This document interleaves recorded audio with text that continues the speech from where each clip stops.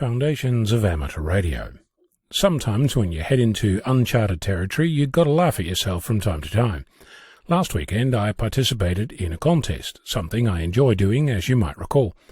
To simplify the process of setting up in a vehicle, I'd proposed a bold plan to save space and reduce complexity. I was anxious about reducing the amount of technology because I'd come up with a plan to use a paper log to track my contest contacts. I had visions of operating for the best part of 24 hours and making hundreds of contacts. This was based on the fact that in 2016 I'd done this same contest on my own and made 138 contacts and scored 18,221 points, having moved 17 times. I'd also done the contest in 2018 and for reasons I don't recall I made one contact over 8 hours. That, right there, should have been a warning sign that I might not quite get the result I'd been fearful of. Blissfully unaware of the adventure that was unfolding, after driving to the first location, I called CQ for the better part of an hour. Then I called some more. When I was done with that, I called CQ more. 90 minutes in, I made my first contact. That pretty much set the pattern for the next 9 hours. At one point we feared that the radio had packed up, but then I made a 2,900-kilometre contact with the other side of the country, between me in Perth in VK6 and Catherine Victor Kilo 7 Golf Hotel in Tasmania.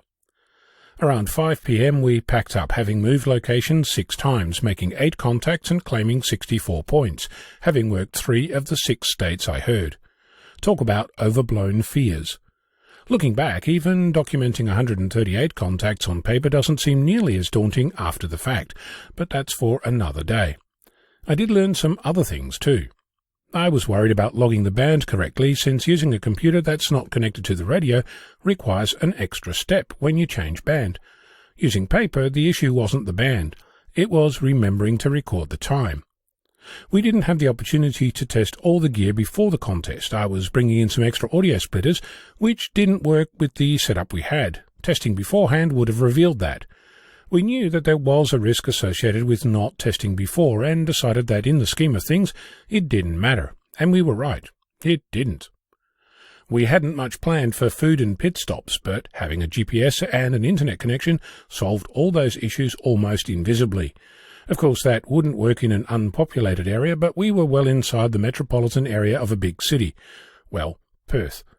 Using a headset worked great, though it didn't have a monitoring feature, so my voice got louder and louder, and Thomas, Victor Kilo 6 Victor Charlie Romeo, who took on the tasks of navigating and driving, became deafer and deafer as the day progressed. I keep coming back to wanting a portable voice keyer, a device that you can record your CQ call into, and then at the press of a button play it back, so you don't lose your voice whilst calling CQ hour after hour.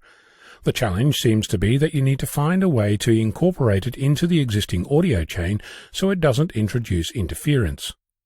Winning a contest requires contacts, and that can only happen if there are other participants. This time around there didn't seem to be that many on air making noise. I think I heard a grand total of 13 stations.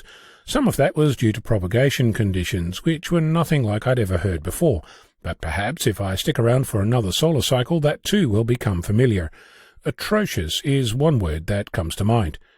Continuing our learning, the weather, not just space weather, actual Earth weather, snow, rain, hail, and in our case, sun.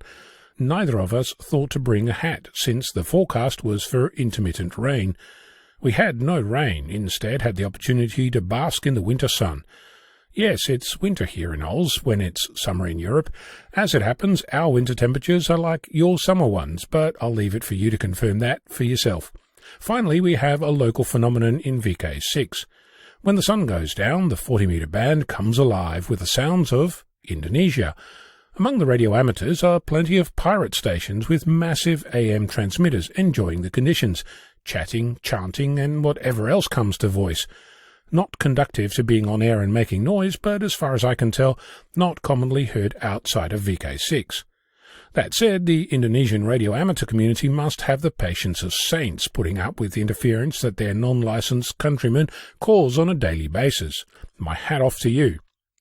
As I've said all along, this radio thing is about getting on air and having fun, and I can tell you, we did. What did you get up to? I'm Ono, Victor Kilo 6, Foxtrot Lima, Alpha Bravo.